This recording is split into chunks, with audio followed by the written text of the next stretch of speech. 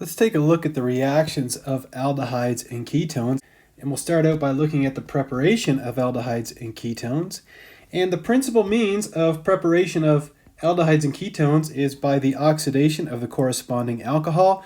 And we saw all of these in chapter 12. We saw that a primary alcohol gets oxidized to an aldehyde. A secondary alcohol gets oxidized to produce a ketone. And a tertiary alcohol does not oxidize. And something else that's interesting to note is that you have to know that the oxidation process, whether you're oxidizing the primary or the secondary alcohol, what happens during that process is that you end up removing two hydrogen atoms.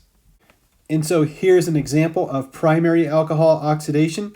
So we take this primary alcohol 1-butanol and we do our oxidation. And remember, we use this O inside these square brackets here that represents the conditions that oxidize the alcohol to the aldehyde. And what happens overall is we end up removing two hydrogen atoms, and we also form a double bond between the carbon and the oxygen. If we perform an oxidation on a secondary alcohol like 2-hexanol, again, we know this is a secondary alcohol because when we look at the carbonyl carbon, it has two carbons directly attached to it. So we take that secondary alcohol and we convert that to 2-hexanone, which is what? Which is a ketone. And what did we do in the process? We lost two hydrogen atoms and we formed a double bond between the carbon and the oxygen. Now remember that tertiary alcohols cannot undergo oxidation under any circumstances. So we just write no reaction. And the reason why a tertiary alcohol cannot be oxidized is because the carbonyl carbon has no hydrogens directly attached to it. If you look at it, the only elements that are attached are 3 carbons and an oxygen. And if you go back to the secondary and the primary alcohol, you'll see that the carbonyl carbons always have at least 1 hydrogen attached. Like I pointed out a couple of slides ago, an aldehyde can be further oxidized to a carboxylic acid under strongly oxidizing conditions. But if we turn our attention to reduction, what we're going to see is that aldehydes and ketones can actually be reduced to alcohols. And what you're going to see is that an aldehyde will be reduced to a primary alcohol and a ketone will be reduced to a secondary alcohol. We'll also take a look at addition reactions to form what are called hemiacetals and acetals. A little more information about the oxidation of an aldehyde. It says that aldehydes are easily oxidized all the way to carboxylic acids, as is shown down here, by almost any oxidizing agent. So when you take that aldehyde and you treat it with an oxidizing agent, what happens is that you end up inserting an oxygen. And you remember that oxidation in organic chemistry is either the loss of hydrogen or the gain of oxygen. So clearly we're gaining an oxygen when we go from the aldehyde to the carboxylic acid. And an interesting point is shown right here. It says aldehydes are in fact so easily oxidized that it's often difficult to prepare them as they continue on to carboxylic acids. Now I would just say there are ways to get the oxidation to stop at the aldehyde. So to take your primary alcohol and just to get it to stop at the aldehyde, it can be done, but what it's saying here is that it will get oxidized to a carboxylic acid quite readily if you're not careful. Now something else that we looked at earlier was what does the O in the square brackets mean, and it just means oxidation. And we said that the oxidizing agent could either be chromic acid, H2CrO4, which is obviously acidic, chromic acid. But I also said that it could be potassium permanganate in a basic solution, so with a hydroxide anion.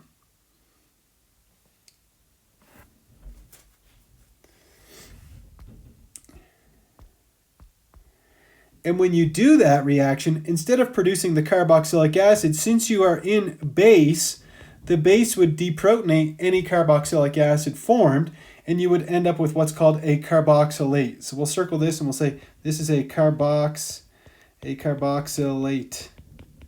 Okay, because this hydrogen in the carboxylic acid, this is the acidic hydrogen. And so what happens is, as soon as it sees that base, the base is going to rip off that proton to form H2O and the carboxylate. Aldehydes and ketones can be distinguished on the basis of the fact that aldehydes are readily oxidized and ketones are not. The most common laboratory test for aldehydes is called the Tollens test.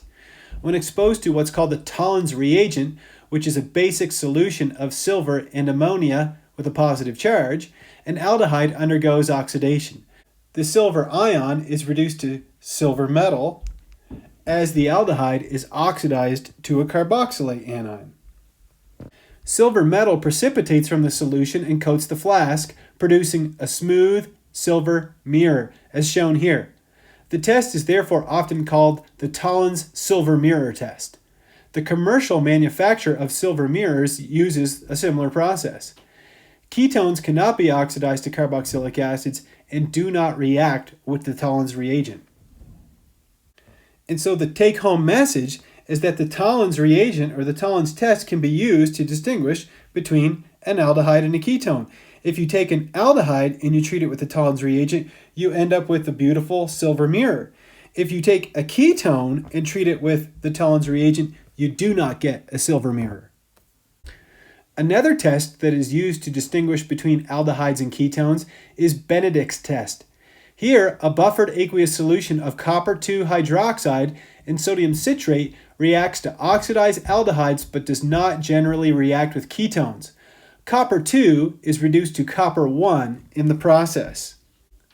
Copper 2 is soluble and gives a blue solution, whereas copper 1 precipitates as the red solid copper 1 oxide.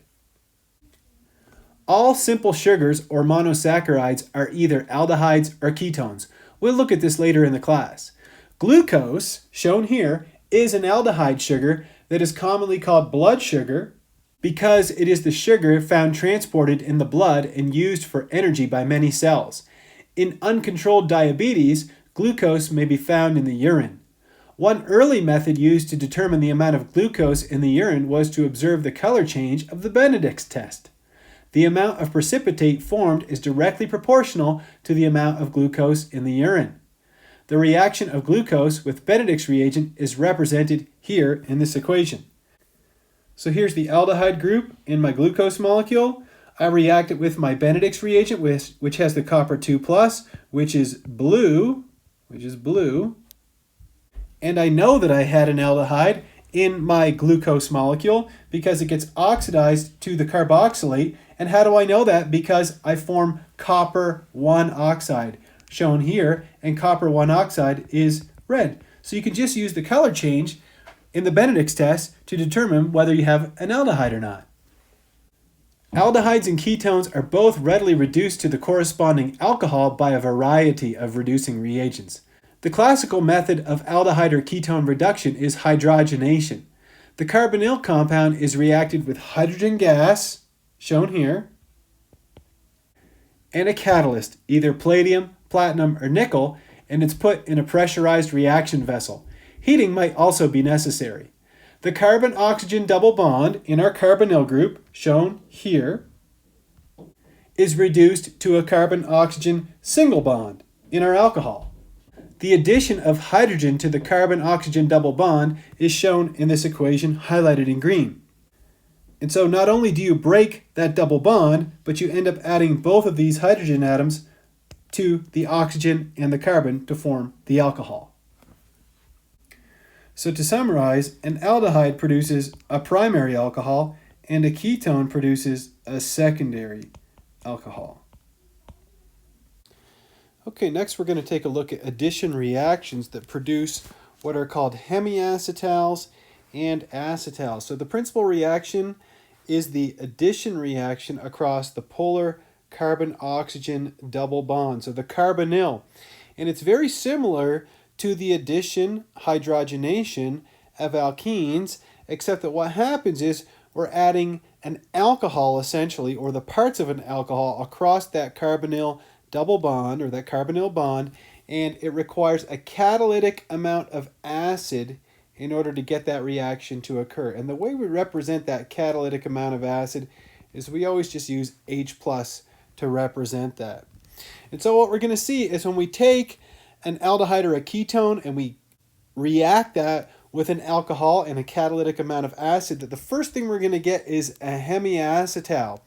And it says here that hemiacetals are in fact quite reactive, and then the hemiacetal is going to undergo a subsequent reaction. So it says it's going to undergo a substitution reaction with the hydroxyl group of the hemiacetal, where it gets exchanged for another OR, or an alkoxy group of another alcohol. And the product of that reaction is called an acetal, and the reaction is also reversible. Let's take a look at some structures to see if we can make sense of this addition reaction to produce hemiacetals and acetals. And so here's the overall reaction highlighted in green. We have our aldehyde or ketone.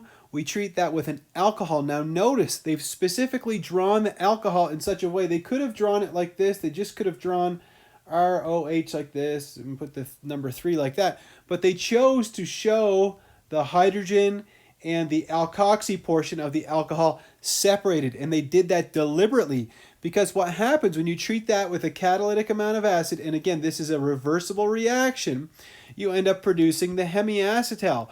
So what happens is, like in hydrogenation, you end up breaking the double bond or removing the double bond. You form a bond between the carbon and the alkoxy group, and that's this bond here. And then you also form a bond between this oxygen and this hydrogen. Now that single bond is not shown here because this is a condensed structure, but this is where the alkoxy and the hydrogen go. And as it said on the previous slide, hemiacetals are quite reactive. The next reaction is kind of interesting. You take the hemiacetal, you react it with another alcohol. So here you can see they put the alkoxy portion and the hydrogen. Again, they separated them deliberately. But you notice that when you take a hemiacetal and you treat it with an alcohol and a catalytic amount of acid, not only do you get an acetal, but what else do you get? You get water. It's coming from the hydrogen on the alcohol, and it's coming from this hydroxyl here. And so the new bond that's formed is a bond between this alkoxy group and this carbon, and that's this bond here. Now if we look at the generic structure of a hemiacetal and an acetal, so you see we have our carbon here in the center. A hemiacetal, you can kind of think of it as being like an alcohol and an ether attached to the same carbon that I have highlighted in green. Now it's not an alcohol and an ether. The proper name is a hemiacetal, but that's a way to recognize it.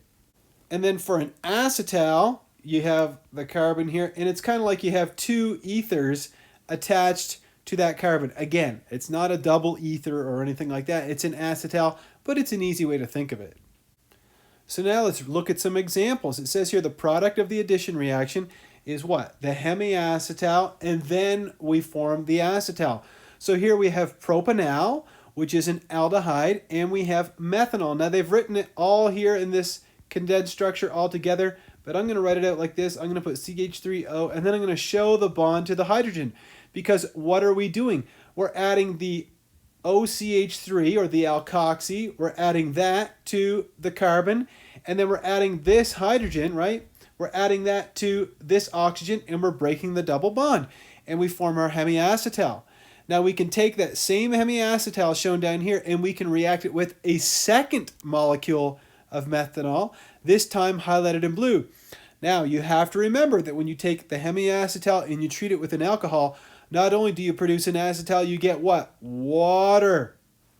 And where is this water coming from?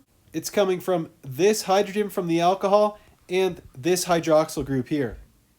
Here's an example that shows a ketone reacting to form a hemiacetal, then the hemiacetal reacting to form an acetal. So we have our ketone. This is propanone. The common name for propanone is acetone. Everybody should know that, okay? So we take acetone. In this case, they're treating it with ethanol, a catalytic amount of acid. And what are we doing? We're going to add this hydrogen to our oxygen. We're going to break that double bond. And then the remainder of the molecule, the ethoxy group, is going to be over here. So we have our hemiacetal. Again, the same thing that we saw before. The hemiacetal is going to react with a second molecule of the alcohol in our catalytic amount of acid. Not only do we form the acetal, but what else? Water. And where did that water come from? It came from this proton and this hydroxyl group. And then we form a new bond between the alkoxy portion of the alcohol and this carbon, and that's this bond shown right here. And so you need to know that when an aldehyde or a ketone reacts with an alcohol, you first produce a hemiacetal, then the hemiacetal can react with a second molecule of the alcohol to produce an acetal, and always you end up with water in the second reaction. This is kind of an interesting example. It's called an intramolecular hemiacetal formation. You think about the word intranational. So international would mean between countries. Intranational would mean inside the same country. So intramolecular. What that means is that both the aldehyde and the alcohol functional groups are in the same molecule. And if you look at this molecule here, 4-hydroxyheptanal, you see that we have the aldehyde right here, and then we have the alcohol here. And so what happens is that alcohol can react with the aldehyde to produce a hemiacetal. And here's our hemiacetal down here. And the cyclic hemiacetal goes carbon, oxygen, carbon, oxygen, hydrogen.